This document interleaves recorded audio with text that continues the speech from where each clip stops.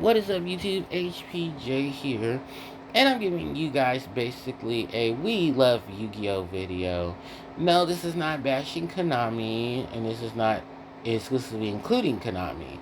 This is talking about Yu-Gi-Oh! The franchise as itself.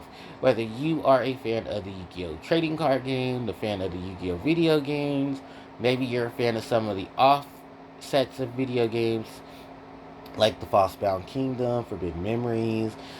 Maybe you're a fan of just the Yu-Gi-Oh! Lore and you like watching stuff like the Yu-Gi-Oh! Chronicles. Or you're just an all-around fan of when Yu-Gi-Oh! Collabs with other franchises like Puzzles and Dragons, Monster Striker, or even that random Yu-Gi-Oh! Collaboration with the Japanese baseball team and the cards that were created attached to it. Yeah, Yu-Gi-Oh! Is weird, but we love us some Yu-Gi-Oh! And Mr. Takahashi, we appreciate your hard work and dedication in your creation of the Yu-Gi-Oh! Franchise. And your legacy continues to live on.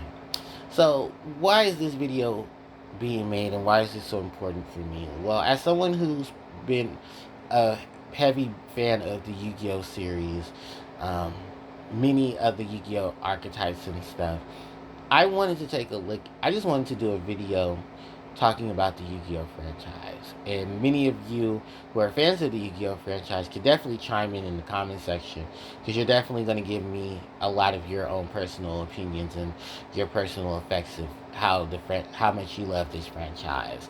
You may hate a lot of the things that go on. Trust me, I've had plenty of time to talk about that. But I think for the most part, everyone has their own section of Yu-Gi-Oh! That they love to enjoy. Whether you're enjoying the video games, you enjoy reading the manga, you enjoy looking at the anime, and even though how clunky and crazy that gets, it's still entertaining for you. Maybe you're someone who loves playing the video games, and you just have an affiliation with that.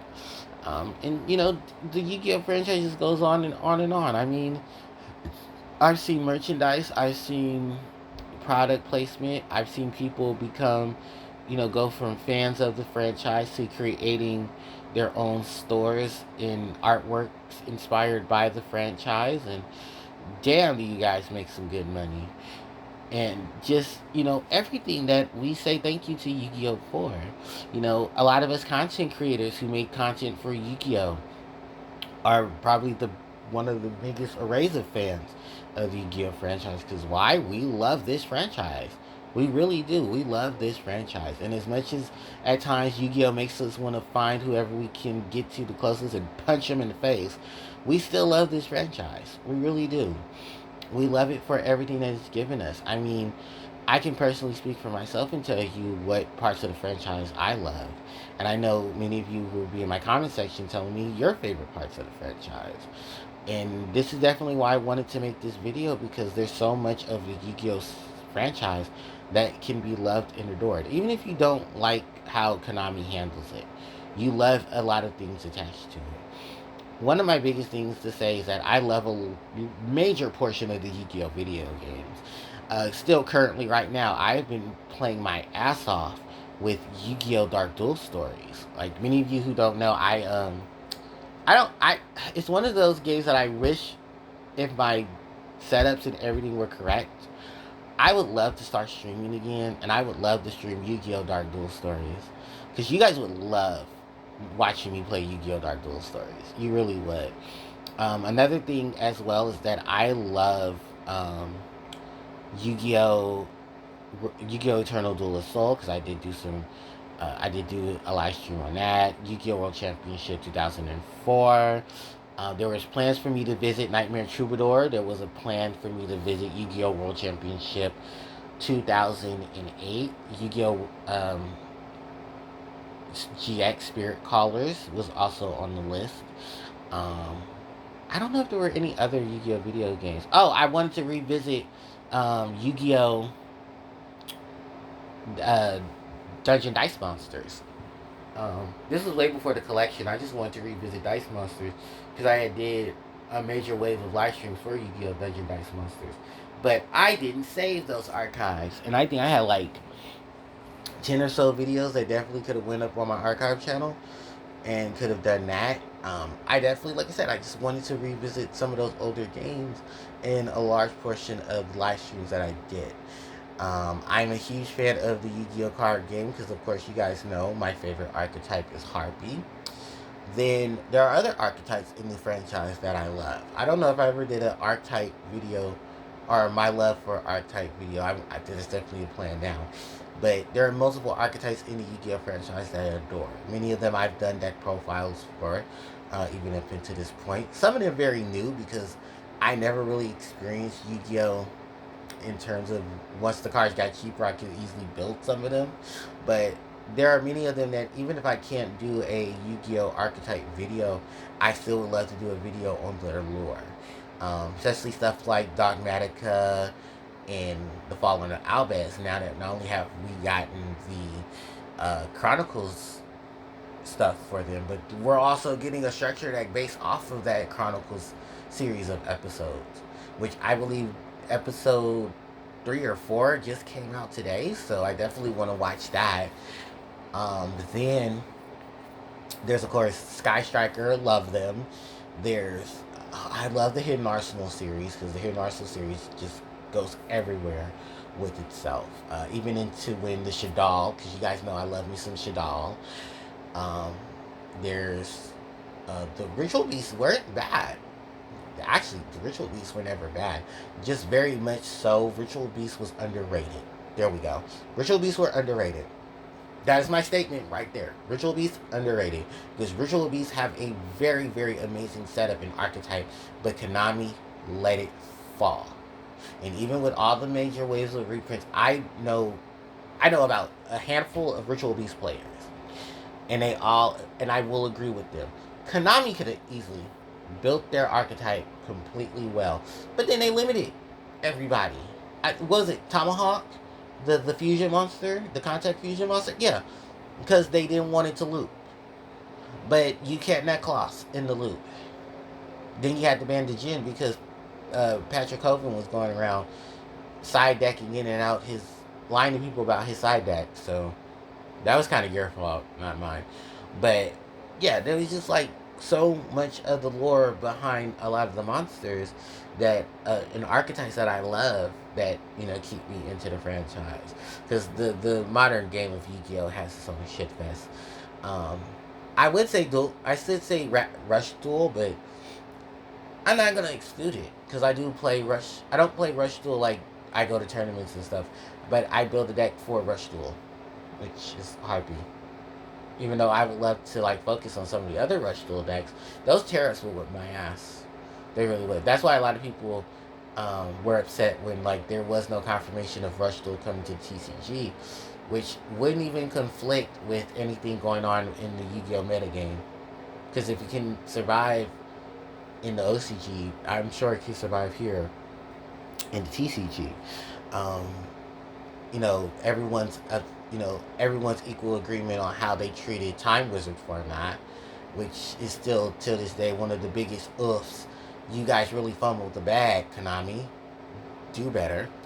And then just how like everything else is panning out, because I think next week at the time of recording, because it's August 22nd of 2025. Worlds is going to be next weekend, and then the TCGs for limited list is going to be announced at Worlds this year. Which I think some people have speculated we're probably going to see the Worlds list right after the final match. Some people are probably going to say it's going to be probably announced during the final during the event. The event I believe is going to be in France this year. It's going to be somewhere in Europe. I want to say it's Paris, France. Don't quote me on that because I don't know and I don't follow like a lot of you guys and try to follow Konami for that. But yeah, after the fall of Speed Duels, which people love, unfortunately, a lot of things have to go back into what was it?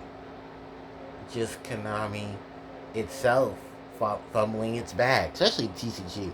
TCG, you love fumbling your bag. And you look very stupid fumbling your bag. So congratulations, you played yourself. I don't know who's worse, you or DJ Khaled.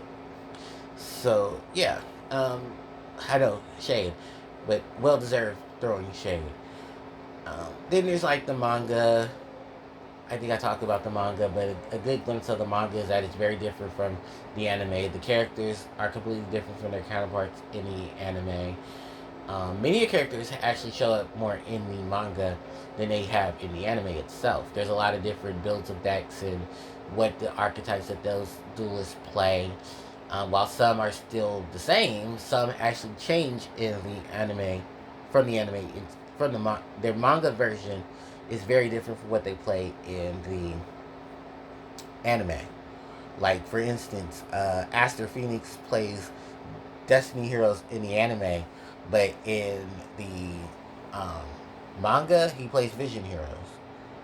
He has his Vision Heroes. He doesn't play Destiny. And funny enough, his boss monster uh, is one of the really good Vision Hero monsters. Or I think it's one of the Elemental Heroes. I think it's Trinity.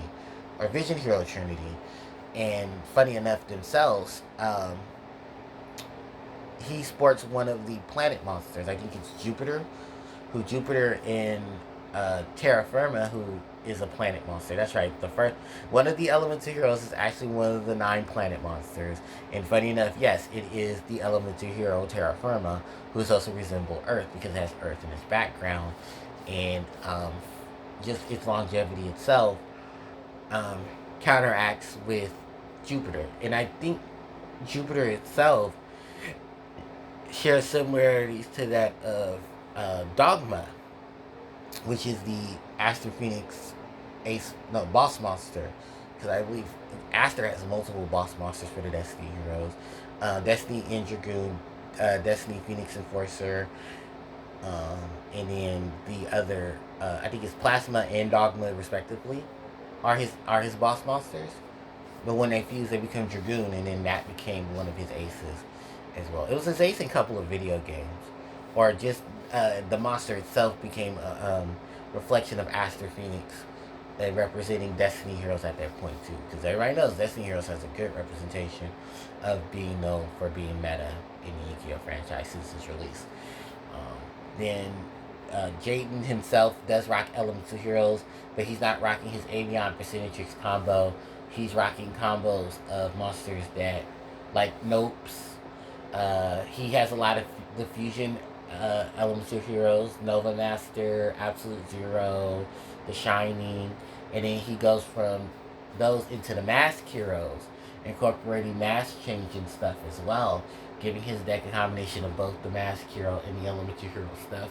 And I believe the other heroes as well that he plays around with. So the ones that are normally not seen in the anime, those are the ones that he's using in the manga. And even funny enough, he has some builds of them in some of the video games. And even funnier enough, some of those heroes appear in video games and spice up decks and builds based off of their own builds of heroes to focus on them as the main characters. This is why I love it when the Yu-Gi-Oh franchise decided to step away from the characters at points and go straight into the monsters being your opponents and then having decks built around them. I wish more of the modern video games did that. And sadly enough, you guys won't experience that up until, unless you play Yu-Gi-Oh! World Championship 2006, The Ultimate Masters, because that was the first video game to have the actual monster cards be the opponents. It was something that was never done in the franchise at that point because they had so many different characters they could pull from Yu-Gi-Oh! The Duel Monsters, the original game, to all the way until Yu-Gi-Oh! World Championship 2005. It was never heard of the monsters actually being the opponents. Up until the point where, I think in the anime, when they did the filler arc, that was when the Big Five became the monsters and battled against them. And that was the idea of, hey, let's take the monsters themselves, give them flavor text and stuff, and then have them be the opponents. That's why a lot of people were upset that Yu-Gi-Oh! World Championship 2006 was not included in the Early Days collection. But I wouldn't be surprised with the success of how the Early Days collection is going. We get an announcement that they're going to do an Early Days collection too. And maybe that's going to be the one to include Yu-Gi-Oh! Forbidden Memories, Yu-Gi-Oh!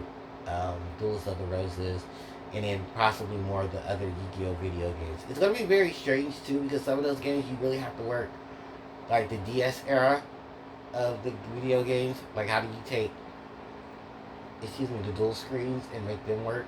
I mean, I've seen Mega Man and them take the dual screens and make it work. So maybe Konami can try to work that in with Nintendo systems and maybe even Steam and such. Because remember, Konami didn't release the early days collections on PlayStation or Xbox systems. They're all on Steam and Switch.